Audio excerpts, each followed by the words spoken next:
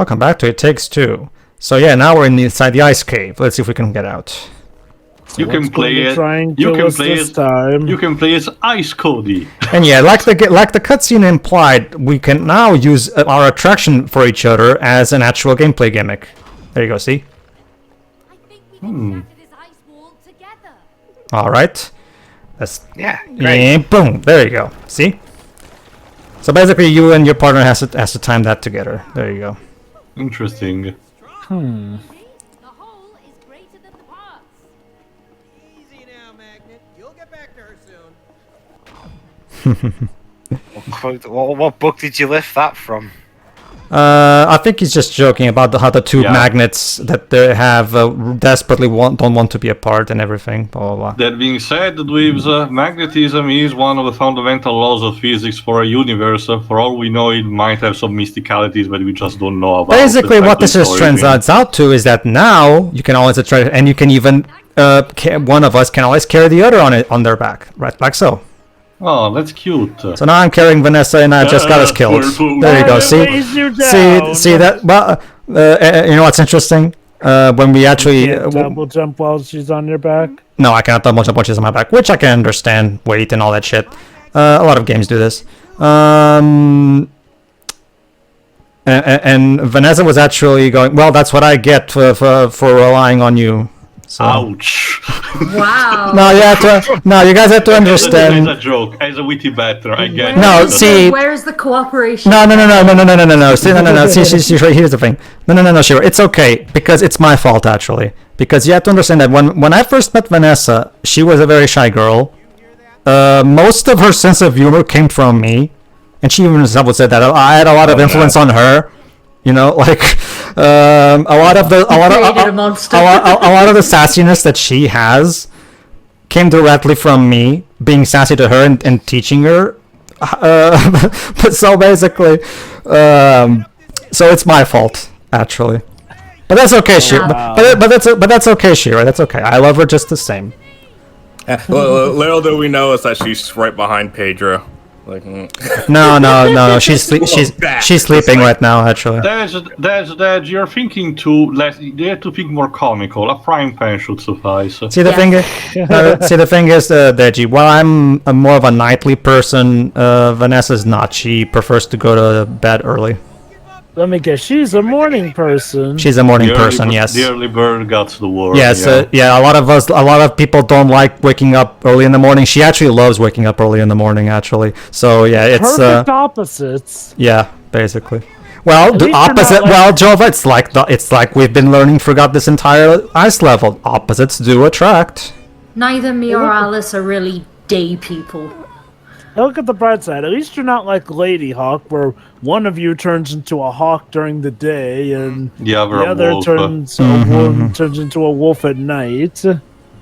So yeah, I actually have a resource spot for that movie. And you can only meet during the sunset or sunrise or the equinox. So yeah, like they themselves said, yeah, we have to. And yes, this is actually something that actually does feel like an inspiration from that game company's journey. Where we have to, of course, deal with the wind of the snowstorm, and yes, we have to use our attraction together to be able to resist the magnet. Sorry, the snowstorm. I think you might mean. Mm-hmm. No, you have to resist. Sorry, using the magnet. Yeah. There you go. Don't worry, both of you. Again, it's like you were just suggesting to Dr. Akim in the previous part. It's all about a metaphor of dying and then being reborn, reaching a mountain, and potentially being part of a time loop. It's all about. Well, again. To be fair, like I said before, I actually really like how their interactions have gotten a lot better. Yeah, actually, and that's not even without changing too much of a characterization. They just literally stop being dicks.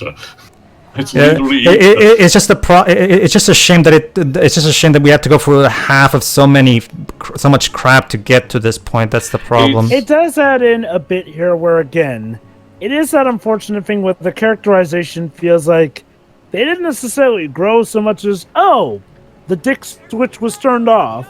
Basically, yeah. It's like what Nicolas Cage says in, I forgot the movie, the one where he believes to be a vampire. That's all That's you the same- have to do! It's the same problem I have with the supposed character development of Squall in Final Fantasy VIII, whereas he supposedly goes from being antisocial to being more open because of Renoa's insistence on it. The problem is that, well, taking aside the fact that Renoa's a terrible character, we've already gone through that, much like that, Squall doesn't so much open up as much as the antisocial switch gets turned off at one point. Unless you've been picking the right choices.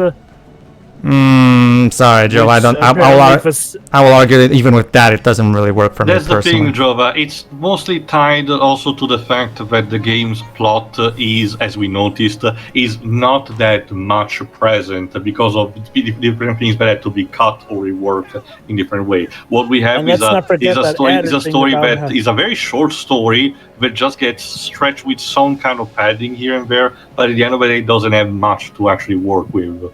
Oh yeah, like it was sort of represented in the fact that despite supposedly being a bigger game with the 4 discs instead of 3, it still felt like a shorter story than Final Fantasy VII's. Granted, to be fair, with 7 we did do a lot more extra stuff in that game than we did with 8. Actually, I'd argue not, Jova. The side activities are actually more in 8 than in 7. The thing about it, what we actually did for our playthrough. Well, that's the thing. That's the thing, Jova. As Teo himself has said, all of the ones that were more interesting, Teo suggested that I do them anyway. So it's and even so, Jova, the ones that we haven't showed in the run, which I have to agree, it's still also part of my fault for not requesting them because, to be honest, they probably wouldn't have been important enough. You know, those were not much left. You know. Mostly just the Shumi village, but that's pretty much it. Sure, there was the Chocobo forest to show how the Chocobo works, but that has literally no story relevance or whatsoever, or even that much gameplay. It's just showcasing here's that the thing. Chocobos are in this world. That's the thing. It kind of works the same with Final Fantasy IX's Chocobo Forest, where unlike 9, where there's a Moogle helping you, in 8 there's a little kid helping you with the Moogles. With the Chocobo. Sorry. But that's about it. The kid himself is given no characterization whatsoever. There's nothing really interesting that you're missing. Trust me. Even the new mascot, even the new animal mascot they wanted to build up, the Moomba, as a sort of replacement for the Moogles, didn't really had much going for it aside from the tie-in to Laguna. And you can get it even as a summon thanks to the pocket station mechanic, but that was it. As a beast in itself is being referenced only scarcely as a plushie that Lulu can have in Final Fantasy X, but that's it. Okay, I do concede a lot of that, but I will still say that in regards to Squall, he did, again, from what I've researched, he did get screwed over in the localization. I agree. Mark Honeywood, because apparently he's not like that in the original Japanese version in his development. Apparently makes more sense. I think there's a good explanation also to that, but it will have to wait a bit. For the time being, I guess our characters are fine away from the storm. Indeed. So what's gonna kill us next? Try to kill us next. Maybe the elevator itself. I'm getting shining vibes from this angle. All right, we're actually gonna get with that, what I actually think is actually one of the best cutscenes in the game. So ears just pop. What can your ears pop if you're a doll? Yeah, I guess so. Let's actually cast this Toy Story. I guess, yeah. I guess that kind. I guess we're and Pixar is one of the primary inspirations. So yeah, I guess we can just go roll with that. Yeah, there you go. I actually really like this cutscene. To be fair. Okay.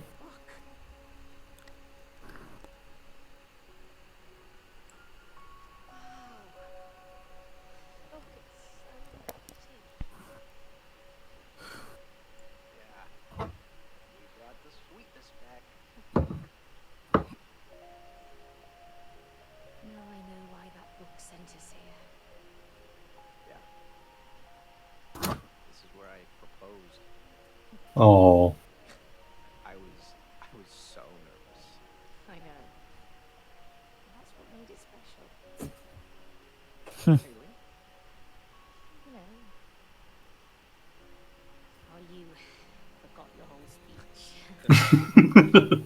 history of proposals. No, Cody. I didn't care about the words. It was the way you handled it. Without trying to hide how scared you were. It was brave.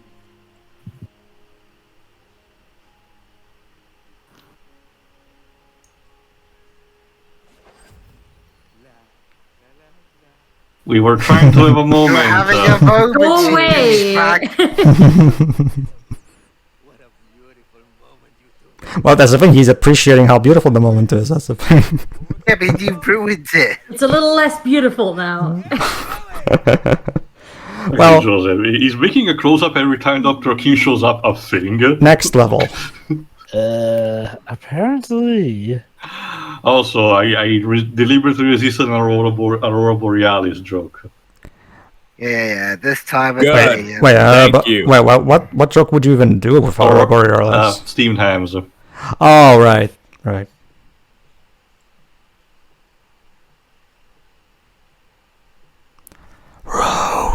Rosebud. Yeah.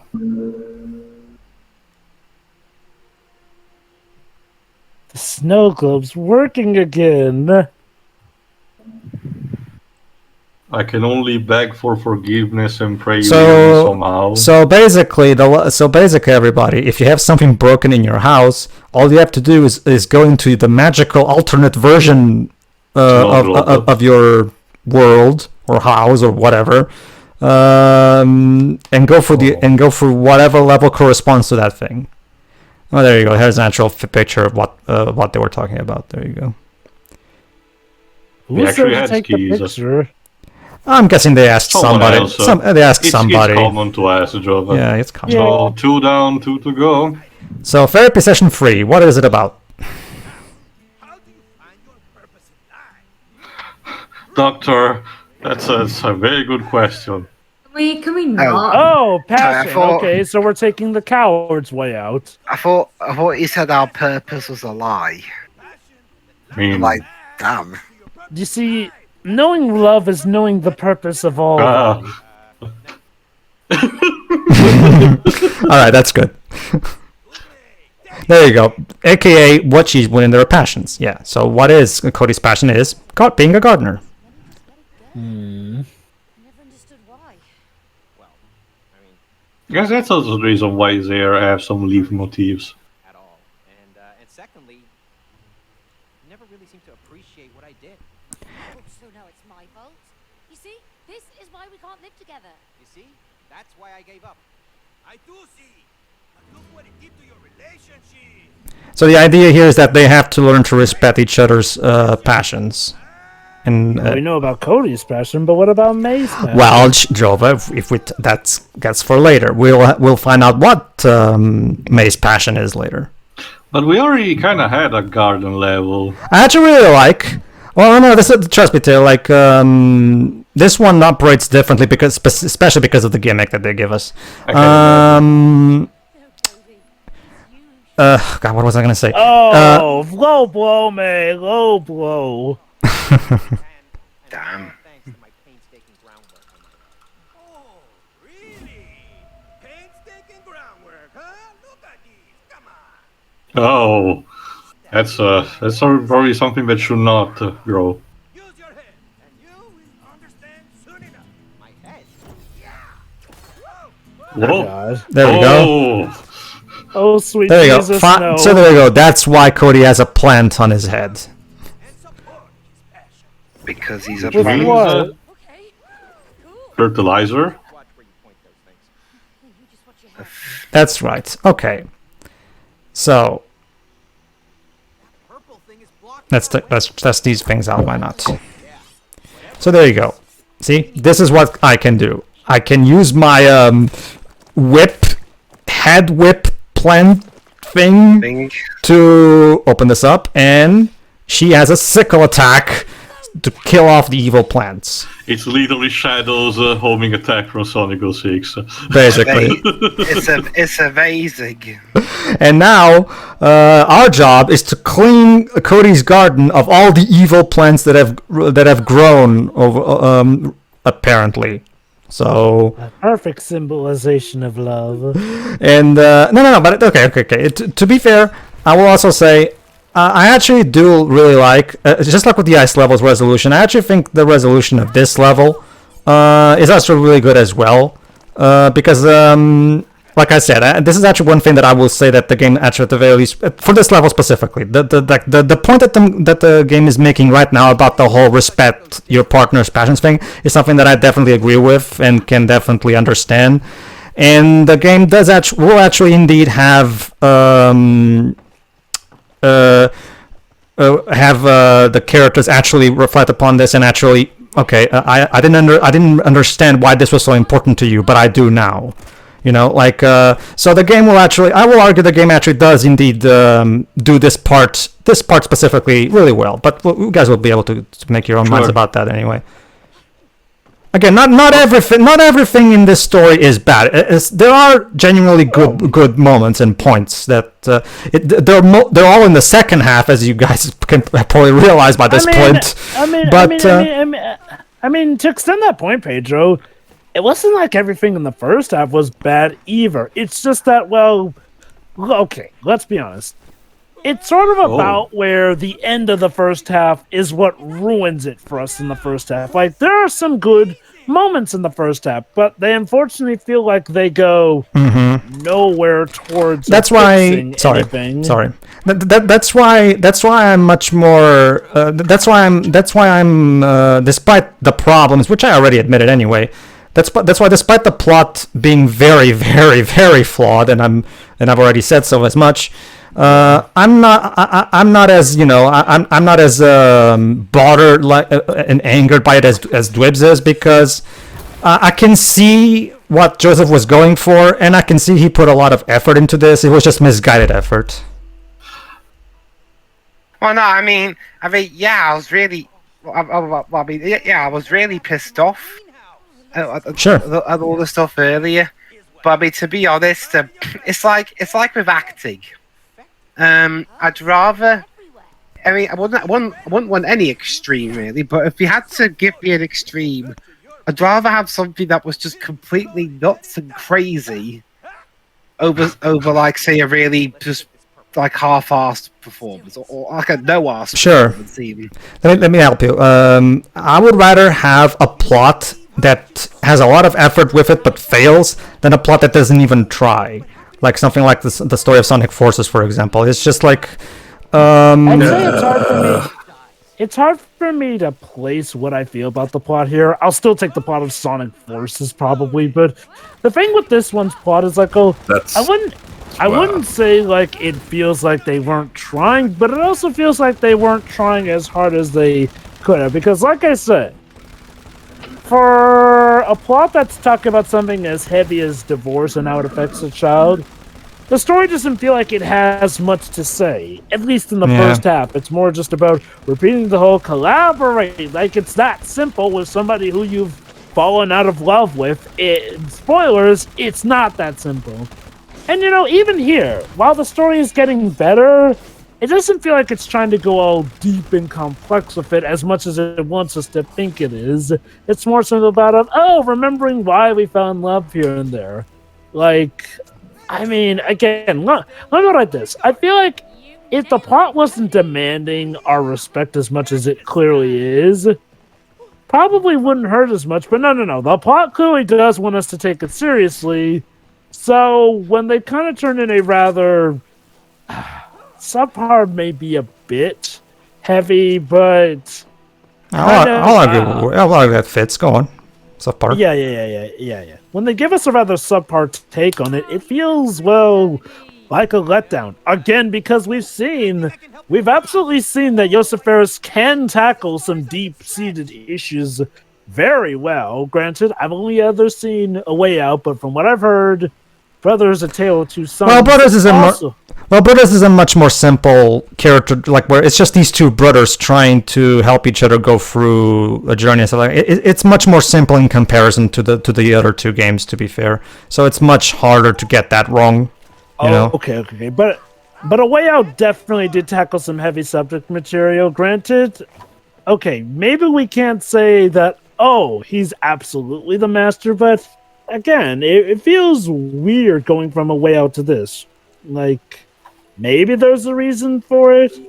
Like I said, Joe. I still go with my theory that probably the story was thought up second with the gameplay first. I genuinely believe these levels were made before there was even much of a story in the script. To be honest with you, it definitely does feel like that in that regard.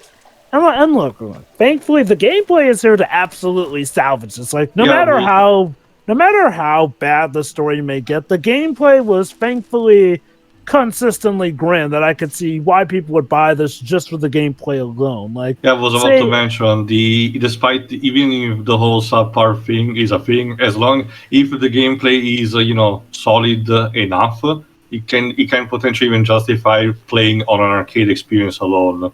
Let me talk. Let me put it like this: it takes a truly deplorable story to ruin the experience of a video game, unless it's a case where it completely hinges on the story. In which case, well, yeah, you better make a good story.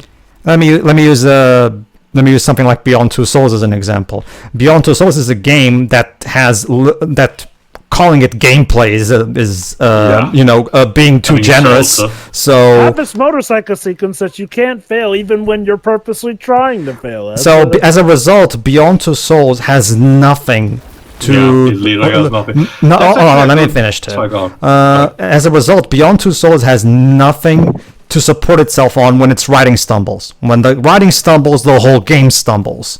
And boy, did the writing stumble, to put it extremely lightly. With that, it's a game. It's a game. Again, and don't get me wrong. That's not saying that you can't make a game that lives and dies by its writing. Ace Attorney being a great example of that. It's just that Beyond Two Souls in particular definitely didn't need to be like that.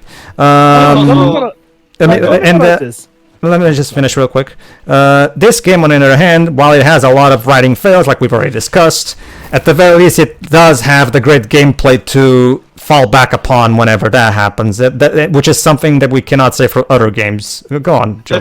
That's also a good comparison, what you mentioned about Beyond Two Souls, because that's, in an opposite kind of way, that's kind of how we felt, and I think I mentioned it in a commentary about Detroit Become Human, because like you instead said, that one has most definitely the worst plot in any of the David Cage games, because just how insulting it is.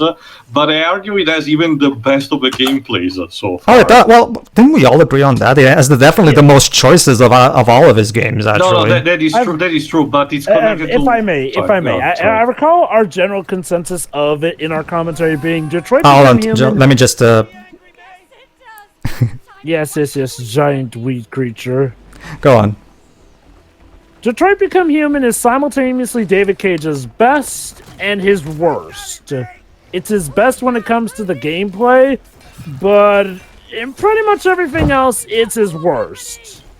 It's his worst story, worst concept. Well, okay, maybe the concept isn't the worst, but it's just, it is handled so badly that it feels like it taints even the concept, honestly.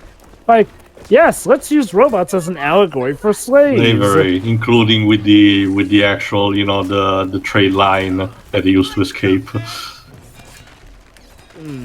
But yeah, that's what I was saying. Again, if the gameplay is enough solid, or at least fun in some kind of variety, I guess I can even not even excuse, but even at the very least ignore a bad story.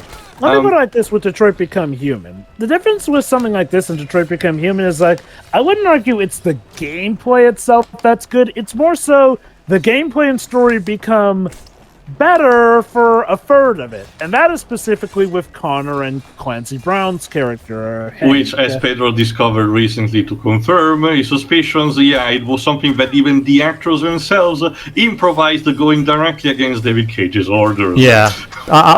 Gee, that's really... That's, I'll explain that. I can just imagine David Cage pouting in the corner.